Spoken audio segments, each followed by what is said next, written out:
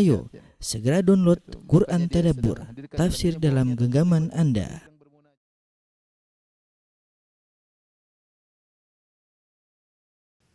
Bismillahirrahmanirrahim. Assalamualaikum warahmatullahi wabarakatuh. Alhamdulillahi ala ihsani wa syukru lahu ala taufiqihi wa amtinani. Asyhadu an la ilaha illallah wahdahu la syarika lahu ta'ziman li sya'nih. Wa asyhadu anna Muhammadan abduhu wa rasuluhu da'ala ridwanih. Allahumma salli alaihi wa ala alihi wa ashabi wa ikhwanih. Para pemirsa yang dirahmati oleh Allah Subhanahu wa taala, pada kesempatan yang berbahagia ini kita melanjutkan bahasan kita tentang syarah Al-Aqidah Al-Wasithiyah karya Al-Imam Ibn Taimiyah rahimahullahu taala, dan kita masih dalam pembahasan tentang sifatul kalam, kalamullah. Ya, dan ini sering saya sampaikan adalah sifat yang sangat penting berkaitan dengan akidah Ahlussunnah wal Jamaah, ya. Saya ulangi bahwasanya ini akidah sangat penting berkaitan dengan akidah Ahlussunnah wal Jamaah, dan kita Ahlussunnah wal Jamaah meyakini bahwasanya Allah Subhanahu wa taala berbicara, ya, dengan suara yang didengar oleh para nabi, ya. Kemudian Allah berbicara dengan apa yang Dia kehendaki, dengan kepada siapa yang Dia kehendaki, dengan topik apa yang Allah kehendaki, terserah Allah, dan itulah salah satu kesempurnaan Allah Subhanahu wa taala, bahwasanya Allah berbicara dengan apa yang Dia kehendaki. Nah, di sana ada beberapa firqah yang menyimpang tentang sifatul kalam, ya. Ada beberapa firqah, cuman saya fokus pada dua kelompok besar, yaitu pertama firqah Al-Mu'tazilah, dan yang kedua firqah Kullabiyah, Asy'ariyah dan Maturidiyah. Kenapa saya fokus kepada dua firqah ini? Karena ini yang masih ada sampai zaman sekarang, ya. Ini yang masih ada zaman sekarang. Adapun Salimiyah, kemudian yang lainnya mungkin sudah wallahu alam masih ada atau tidak, ya. Tapi kita akan fokus kepada dua firqah ini. Dan kita akan menyampaikan syubhat-syubhat mereka secara umum, tentunya tidak detail, dan kita akan bantah dengan ringkas pula, ya. Yang penting ada gambaran bagi para pemirsa tentang bagaimana akidah mereka. Baik. Kita mulai dengan Mu'tazilah, ya. Jadi Al-Mu'tazilah mereka punya akidah mendasar. Sudah pernah kita bahas pada pertemuan yang lalu bahwasanya Allah Subhanahu wa taala tidak punya sifat-sifat. Sifat-sifat Allah semuanya tidak ada. Kenapa? Karena mereka Allah itu adalah zat mujarradah, itu zat yang kosong dari sifat. Kenapa mereka mengatakan Allah zat tanpa sifat? Kalau kita Ahlussunnah wal Jamaah mudah, Allah zatnya dan sifatnya adalah satu kesatuan, tidak bisa dipisah-pisahkan. Allah adalah zat dan sifatnya, ya.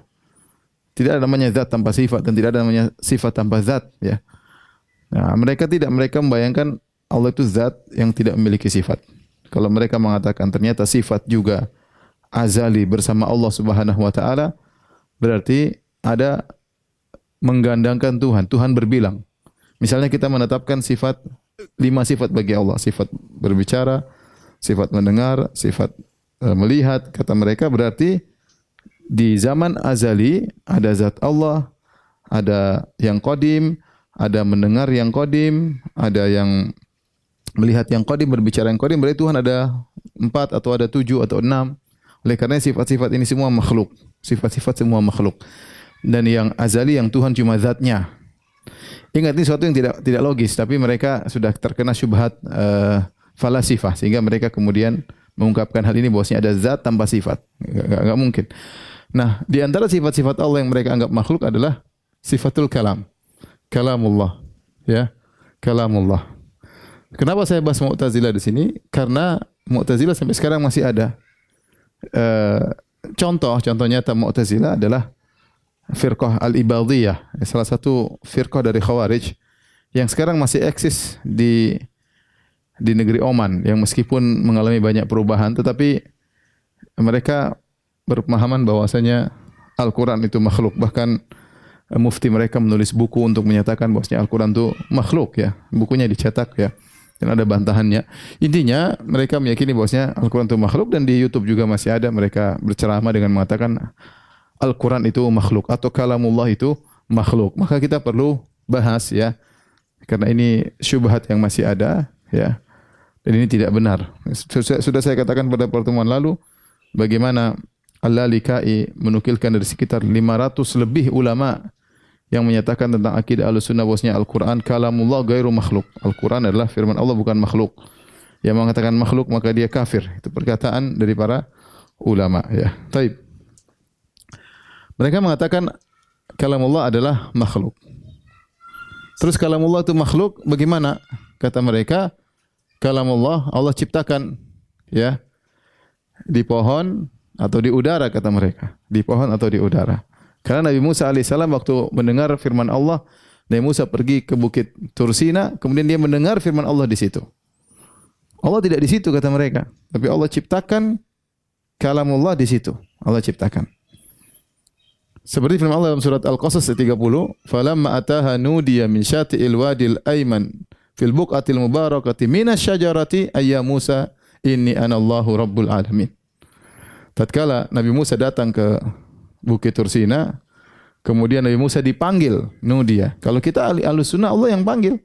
Nabi Musa dengar suaranya, tapi mereka tidak. Mereka takwil kata mereka, ini semua maksudnya apa? Musa dipanggil dari pinggiran lembah di sebelah kanan di lokasi yang penuh berkah minas syajarah dari arah pohon. Kata mereka dari arah pohon.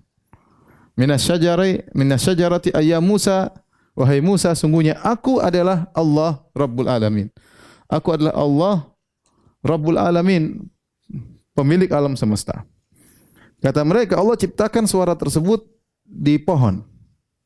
Allah ciptakan kalamullah tadi bukan sifat Allah, tapi Allah ciptakan di pohon yang didengar oleh Nabi Musa alaihissalam. Ini pendapat. Atau mereka mengatakan Allah ciptakan kalam tersebut di udara, sehingga dari udara tersebut Musa mendengar suara yang dia pahami, tapi itu bukan sifat Allah Subhanahu wa taala.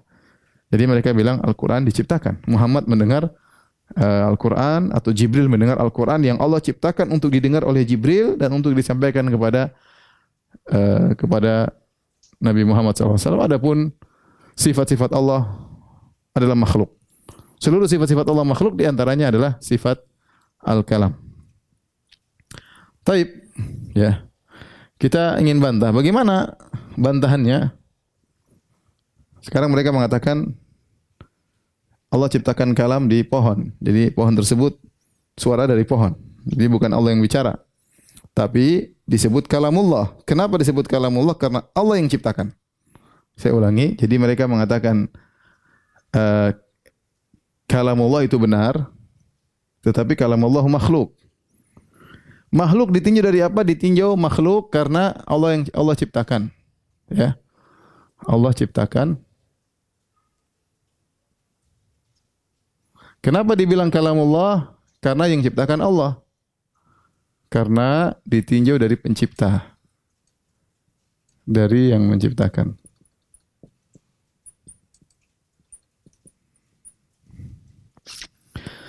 Tapi bagaimana kita membantah keyakinan ini? Pertama, kita bilang ya, kalau seandainya ya bahwasanya akidah Islam sesuai dengan apa yang mereka katakan bahwasanya Allah ciptakan suara di pohon, kemudian suara keluar dari pohon minas syajarah, maka kalau gitu tidak ada bedanya Musa dengan nabi-nabi lain. Apa istimewanya Nabi Musa? Ya. Allah mengatakan, "Ya Musa, inni istafaituka 'alan nasi birisalati wa bikalami." Wahai Musa, aku pilih engkau dengan bikalami, dengan firmanku. Nabi Musa kalimullah, masyhur, tidak seperti nabi-nabi yang lain. Nabi Musa istimewa, kalimullah.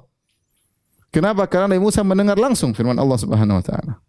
Allah berfirman, "Wa kallamallahu Musa taklima." Sungguh Allah telah berbicara dengan Musa dengan sebenar-benar pembicaraan. Nah, kalau ternyata cuma dengar suara berarti Allah tidak bicara langsung dong.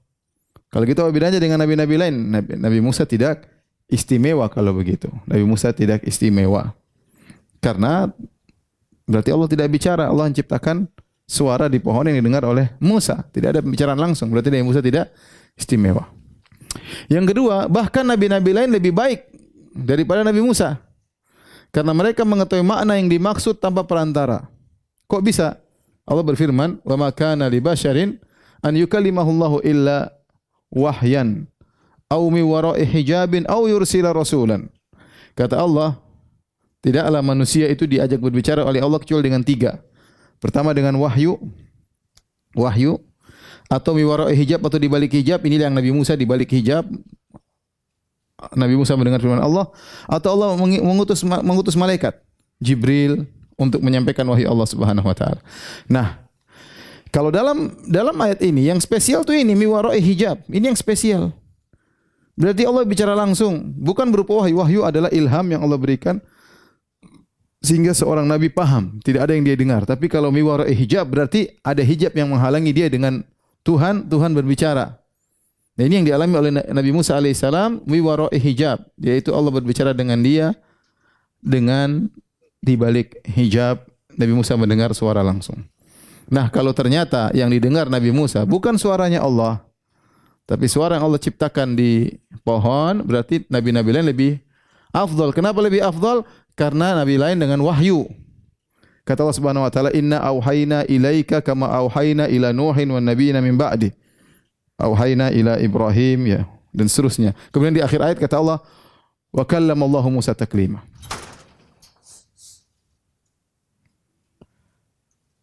Kata Allah Subhanahu wa taala,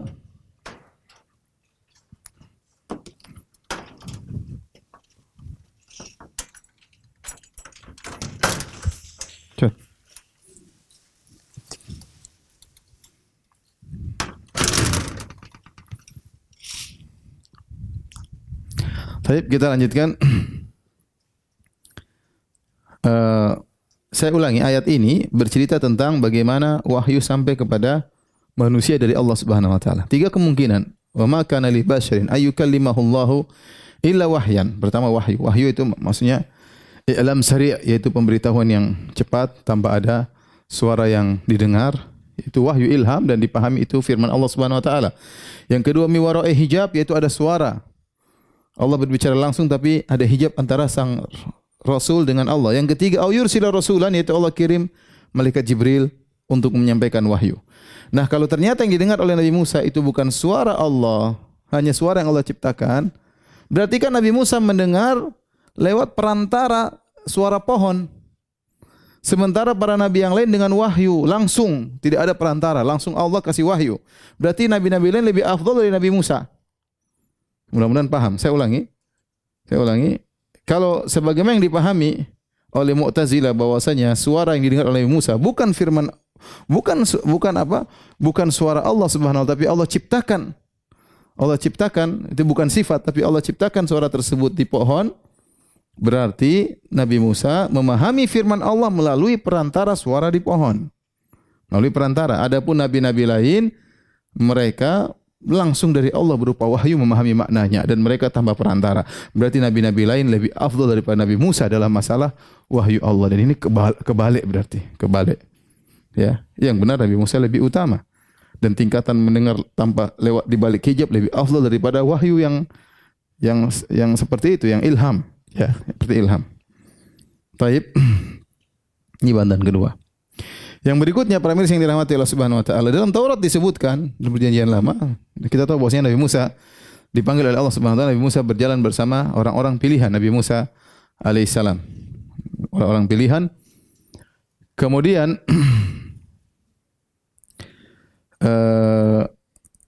Kemudian sampai di sana Nabi Musa mendengar pembicaraan Allah Subhanahu wa taala, dan ternyata murid-murid Nabi Musa tidak mendengar. Maka setelah itu mereka bertanya, "Wahai Musa, tadi apa yang difirmankan oleh Tuhanmu kepadamu?" Mereka bertanya.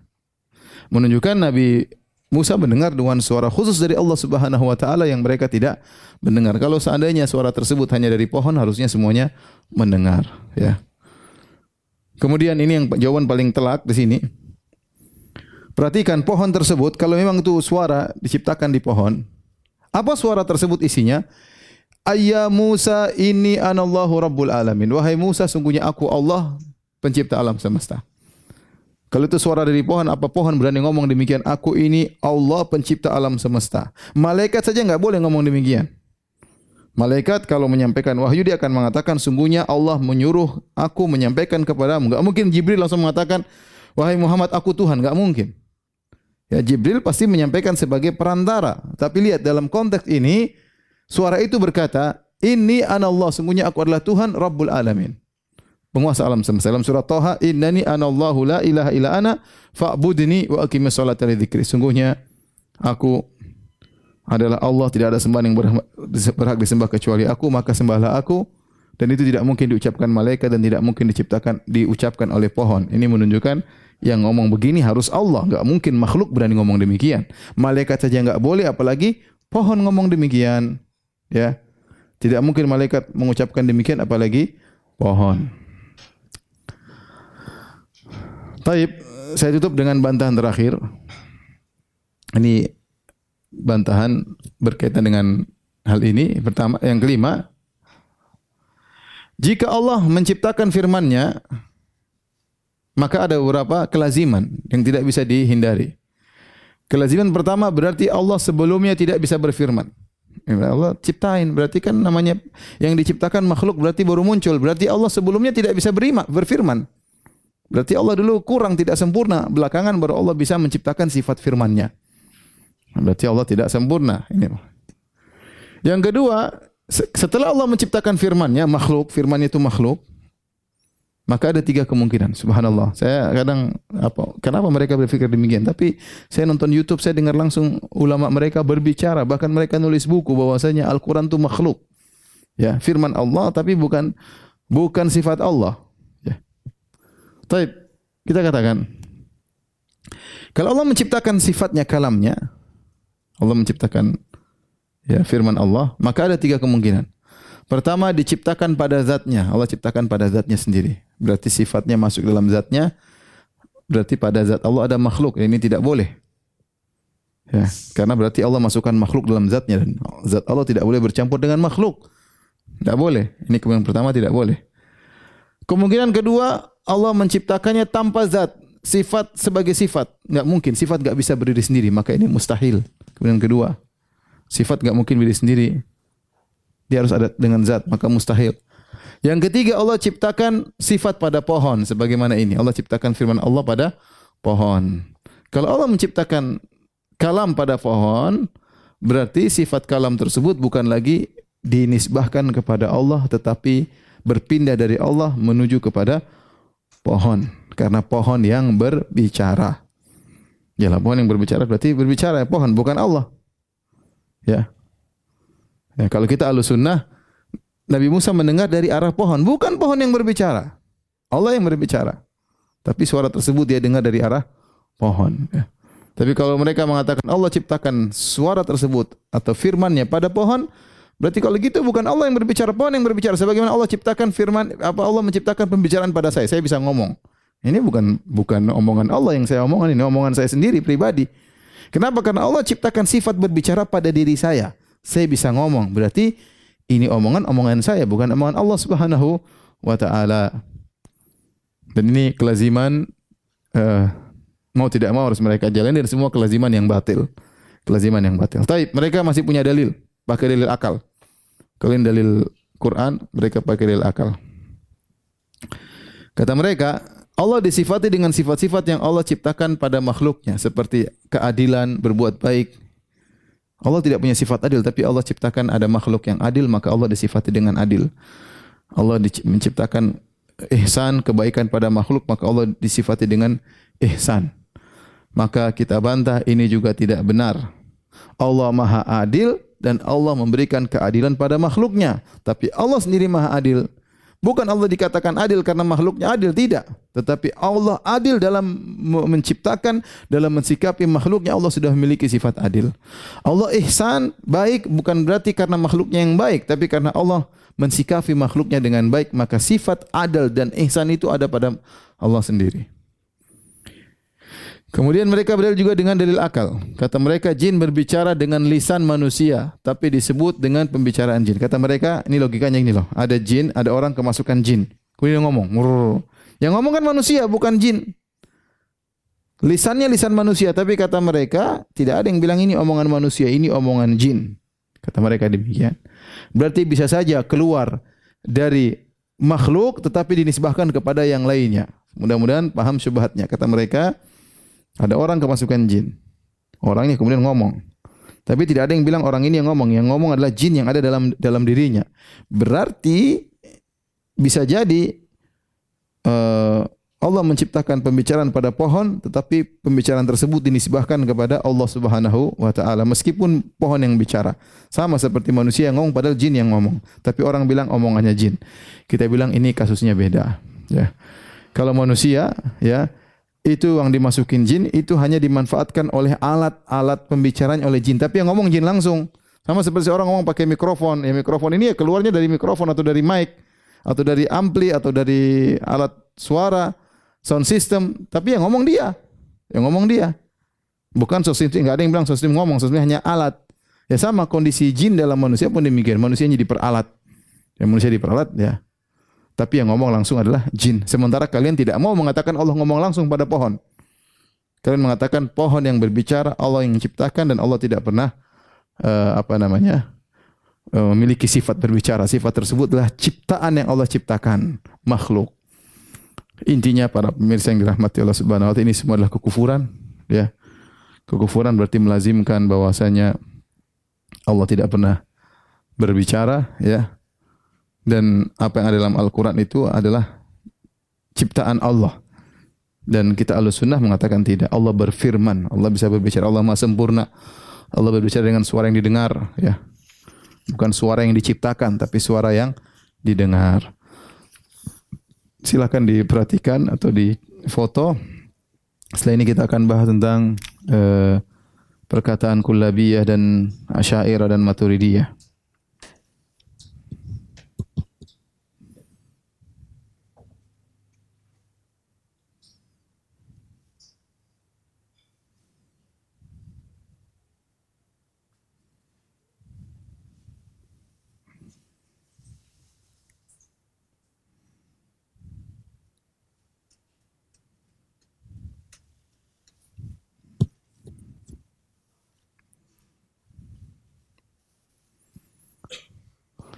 Taib, sebelum kita lanjutkan tentang syubhat mereka, ya, saya katakan tentang akidah mereka, akidah Asy'ariyah, Maturidiyah dan Kullabiyah. Kata mereka, Allah berbicara kalamullah, kalamun nafsi.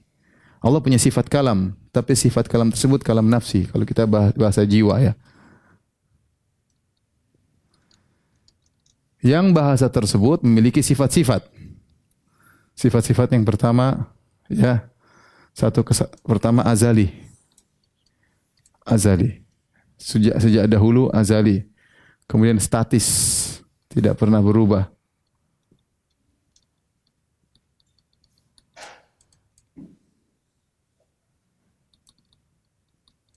Kemudian antaranya satu kesatuan.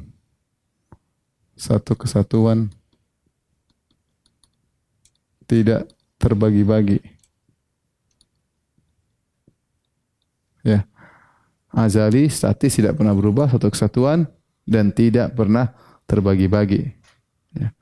Tanpa suara dan huruf. Terus ini akidah mereka. Ya, kenapa? Karena mereka tidak menerima tentang yang namanya ikhtiyariyah, ya.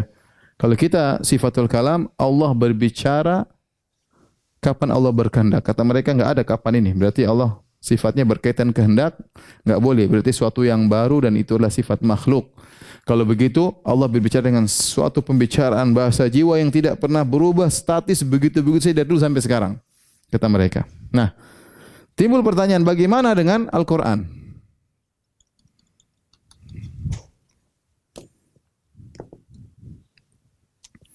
Bagaimana dengan Al-Quran? Bukankah Al-Quran terdiri atas huruf-huruf? Al-Quran yang terdiri atas huruf-huruf, ya, dan terbagi-bagi menjadi perintah dan larangan, perintah, kemudian larangan, kemudian khabar. Bagaimana ini? Ini tidak sesuai dengan definisi sifatul kalam menurut mereka. Tidak bisa. Oleh karenanya, Mereka mengatakan Al-Quran ini ya bukan firman Allah. Sehingga mereka mengatakan Al-Quran bukan firman Allah. Perhatikan ini. Ini penting ya. Kata mereka bukan. Terus apa? Terus kata mereka Al-Quran melainkan hikayat atau ibarat dari bahasa jiwa Allah. Dan ini banyak penukilannya. Kalau saya menukil terlalu panjang, ya, bahasa jiwa Allah. Ya. Kenapa? Karena Al-Quran ini tidak sesuai dengan sifat yang mereka tentukan. Kata mereka sifat Allah itu harusnya begini, kalamullah harusnya begini. Azali, statis, tidak pernah berubah, satu kesatuan tidak terbagi-bagi tanpa suara, tanpa huruf. Adapun ini ada hurufnya. Al-Quran terbagi-bagi menjadi perintah, larangan, khobar, ya, ada kisah, ada perintah, ya, aqimus shalah, ya. Kemudian ada larangan, ya, wala taqrabuz zina, jangan dekati zina. Terus bagaimana? Tidak sesuai dengan definisi sifat kalamullah. Kalau begitu Al-Quran itu apa? Al-Quran bukan firman Allah, tetapi Al-Quran hikayat atau ibarat dari bahasa jiwa Allah. Taib. Pertanyaan berikutnya. Lafalnya dari mana? Kalau gitu lafal Al-Quran. Kalau gitu lafal Al-Quran dari mana?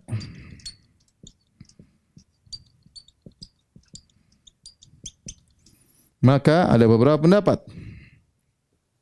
Ini sudah saya sampaikan tapi saya ulangi lagi. Ada yang mengatakan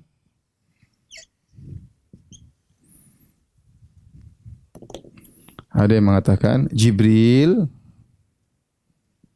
paham dari Allah, faham maknanya dari Allah. Jibril faham makna kalam nafsinya Allah. Kalam nafsinya Allah. Lalu Jibril yang mengungkapkan. Jadi lafalnya dari Jibril. Lafalnya dari Jibril yang pertama. Yang kedua, kata mereka, lafalnya dari Muhammad. Ya. Jadi sama. Jibril paham dari Allah. Jibril faham dari Allah. Memahami kalam nafsi Allah. Lalu Jibril lalu Jibril memahamkan Muhammad, hal tersebut kepada Muhammad sallallahu alaihi wasallam. Nah, Muhammadlah Rasulullah sallallahu alaihi wasallam yang mengungkapkan dengan bahasa Arab,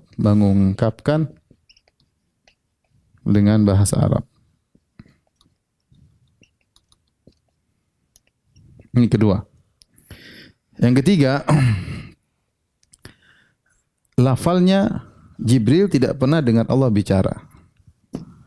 Jibril tidak pernah dengar Allah bicara. Tetapi Allah menuangkan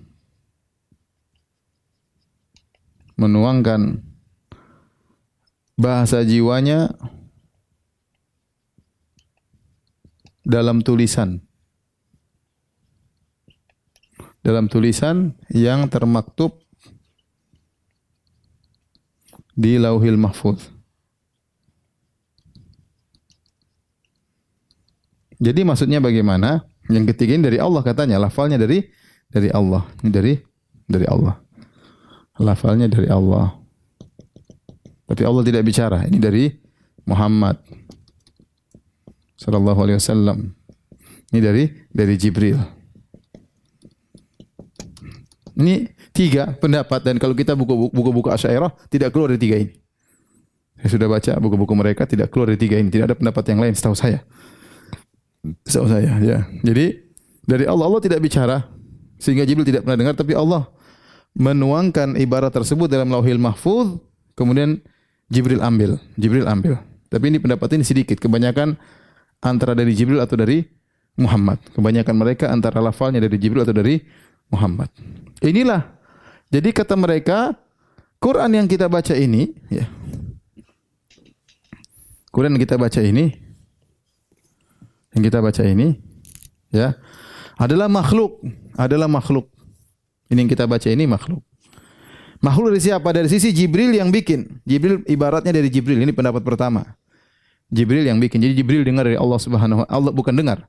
Jibril paham maksud Allah, dan Jibril yang ngungkapin. Alif lam mim dzalikal kitabul dari Jibril. Berarti Al-Qur'an ini makhluk. Ini Asy'ariyah ngomong terang-terangan dalam buku mereka.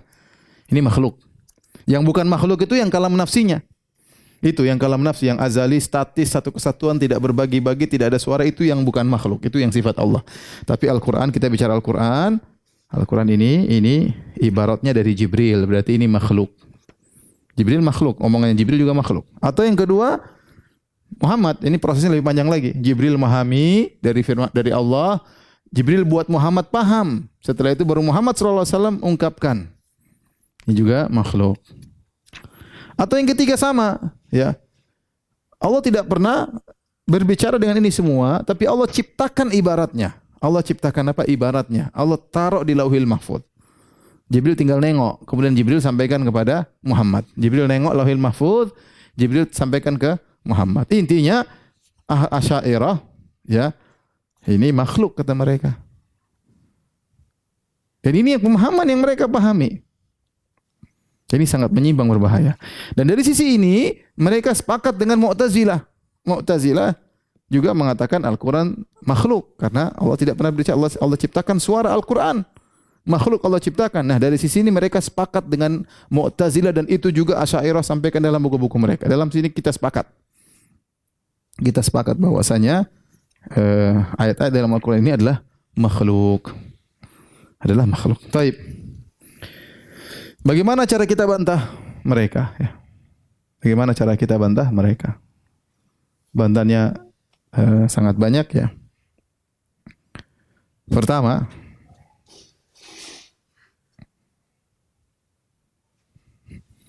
kita bantah di sinilah, di satunya.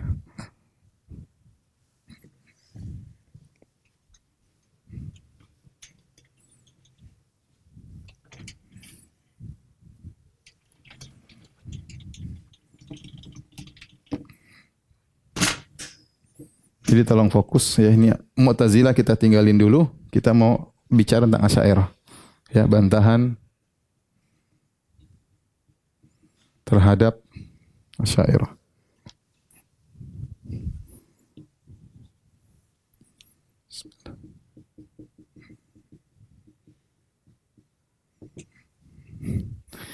Yang pertama,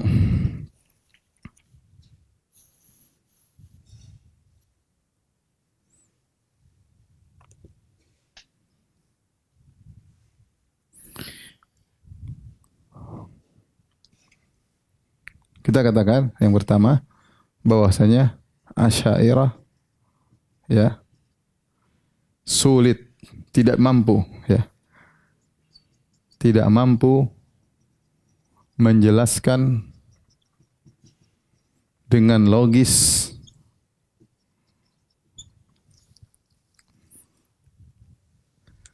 sifat apa maksud kalam nafsi tersebut. Apa maksud kalam nafsi yang azali tersebut. Mereka tidak mampu. Maksudnya kalam azali gimana? Bingung mereka. Ini maksudnya bagaimana? Ya. Apakah ini Al-Quran? Mereka bingung. Ya, padahal kita tahu namanya menetapkan harus dibangun di atas akidah. Menetapkan harus dibangun di atas akidah. Dan ini saya tidak menyamakan, tapi misalnya mirip seperti orang-orang Nasara yang mereka tidak mau menjelaskan tentang Trinitas. Tapi mereka yakini. Bagaimana meyakini kalamun nafsi yang sifatnya harus demikian? Kaitannya dengan Al-Quran bagaimana? Ya. Tidak ada yang logis penjelasan mereka. Ya. Yang kedua, perhatikan, ya. Apa bedanya kalau begitu? Ya, terus, ya. namanya berbicara, ya, pasti diiringi dengan kehendak.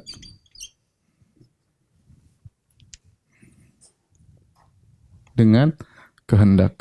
Ya, saya mau ngomong, namanya orang bicara secara bahasa apapun, pasti apa yang diomongkan, dia pasti ada kehendak. Adapun kalamun nafsi ini azali, statis, tidak pernah berubah, tidak berkaitan dengan kehendak.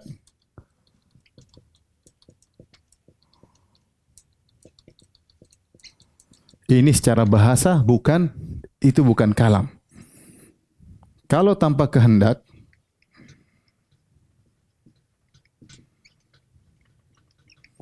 maka secara bahasa itu bukan kalam, bukan berbicara. Orang mau berbicara kan dia tahu apa yang mau dia bicarakan. Apa yang mau dia bicarakan, kapan mau dia bicarakan, itu namanya bicara. Tapi kalau tidak berkehendak, tidak ada berkaitan dengan kehendak, begitu tok, tidak berkaitan kehendak, lah itu namanya bukan berbicara dalam bahasa manapun. Type yang ketiga,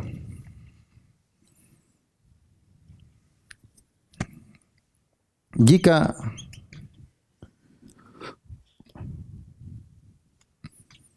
kalam nafsi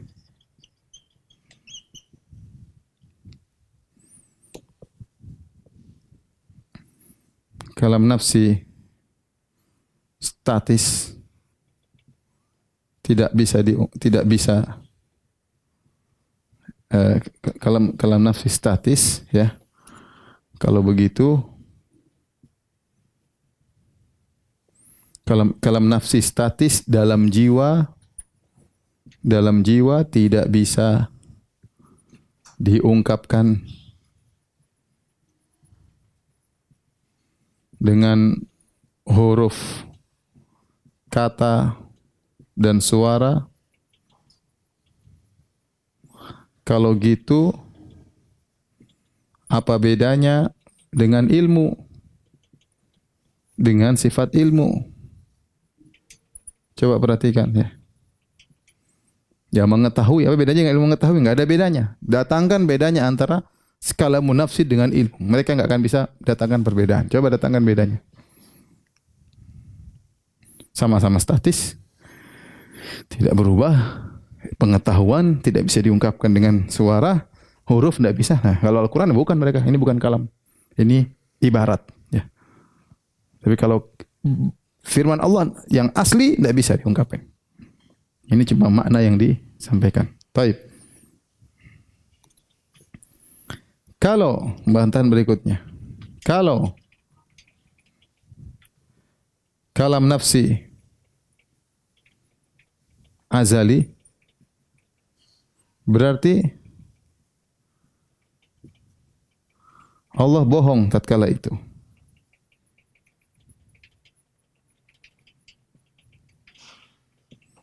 Karena dalam Al-Quran, yang kata mereka Al-Quran ini adalah terjemah makna, bukan aslinya. Banyak di antaranya firman Allah, di antaranya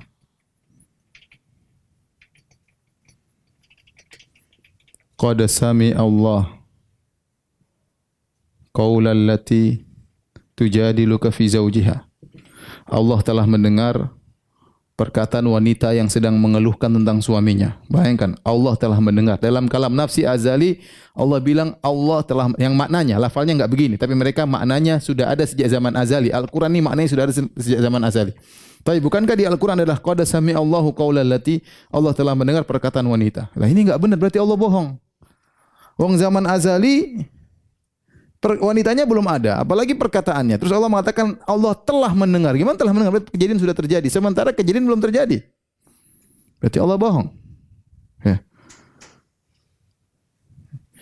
Sementara, ya, yang artinya Allah telah mendengar. Yang artinya Allah telah mendengar perkataan wanita.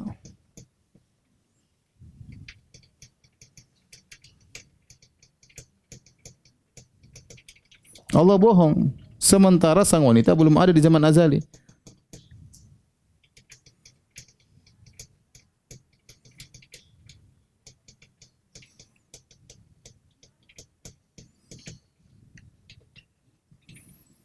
Inilah yang buat bingung Al-Amidi. Kata dia, ini gimana ayat ini? Gimana cara memahaminya dengan kalamun nafsi? Sementara Allah telah berkata, Allah telah mendengar padahal di zaman azali wanita itu belum ada. Taib yang berikutnya, bantahan berikutnya. 5 ya. Ya. Kata mereka, kalam nafsi jika diterjemahkan atau diungkapkan dengan bahasa Arab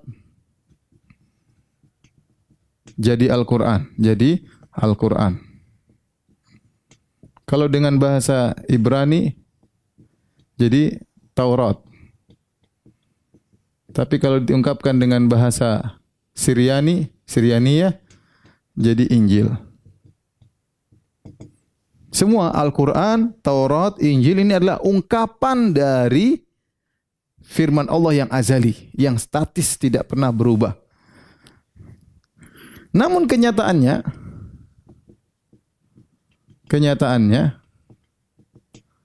isi Al-Quran bukan isi Taurat. Bukan juga Injil. Kalau Al-Quran diterjemahkan bahasa Ibrani tidak menjadi Taurat. Kalau Al-Quran diterjemahkan menjadi dengan bahasa Syriani tidak menjadi Injil atau sebaliknya. Nah, padahal kalau kita mau komitmen dengan perkataan mereka bahwasanya Al-Quran Ibrani, Al-Quran Taurat, Injil terjemahan daripada kalam nafsi harusnya sama dong terjemahannya. Ya, ini di antara bantahan. Kemudian yang keenam ya.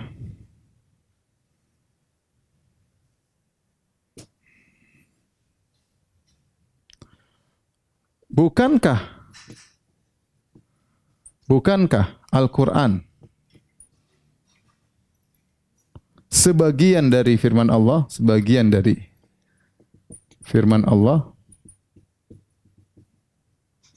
ataukah keseluruhan firman Allah?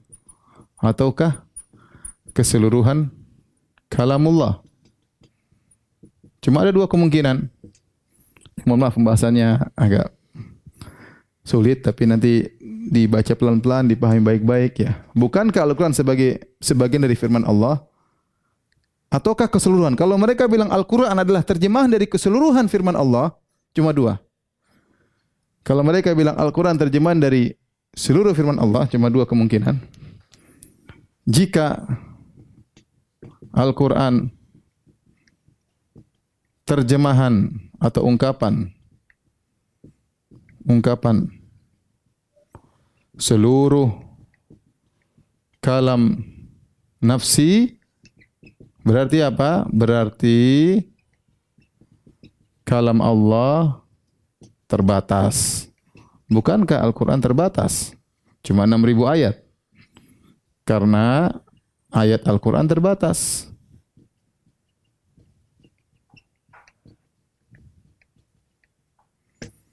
Kalau mereka mengatakan Al-Quran hanya Al-Quran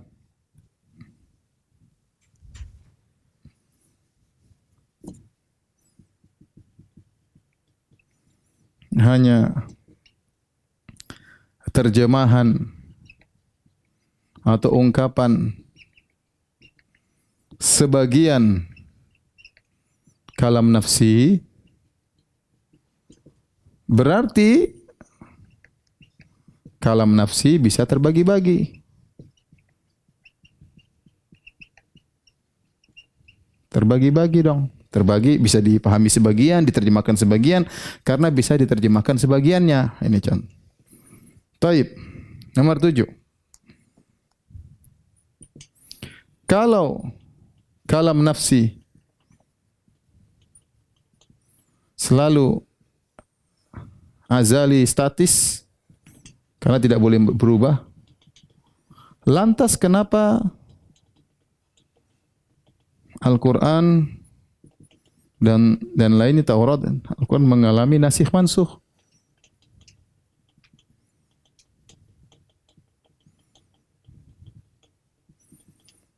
Mengalami nasikh mansukh. Kalau nasikh berarti ada perubahan, ada dihapus, ada ditambah. Ya, kalau itu suatu yang statis, berarti dulu salah nerjemah. Kenapa ada perubahan? Berarti dulu salah nerjemah. Nah, kalau ada nasikh, ada mansukh, nah berarti ini bukan terjemahan kalam nafsi. Yang benar ini bukan terjemahan Al-Quran langsung firman Allah, bukan terjemahan kalam nafsi yang statis. Ya. Kemudian ya, kata mereka ya, Al-Quran kalam nafsi statis, tidak boleh berubah. Padahal dalam Al-Quran ada firman Allah, ya Nuh bitu bisalamin minna, ya wahai Nuh ya, apa namanya, bersandarlah kapalmu. Misalnya ini kapalmu. Misalnya, wahai Isa ini mutawaffika, wahai Isa, aku akan mewafatkanmu, aku akan mengangkatmu. Taib. Kalau Al-Quran tidak terbagi-bagi, selalu satu kesatuan, apakah sejak zaman azali Allah selalu ngomong gini? Wahai Nuh. Sampai sekarang, dari zaman azali sampai sekarang Allah mengatakan, Nuh, turunlah dari kapalmu. Wahai Isa, Isanya belum ada, Nuhnya belum ada, dari zaman azali sampai sekarang. Apakah masuk akal Allah ngomong begini terus? Ya. Subhanallah, ini akidah tidak masuk akal. Kita bilang, kalau kita agak mudah, Al-Quran firman Allah selesai. Tidak ada kaitannya.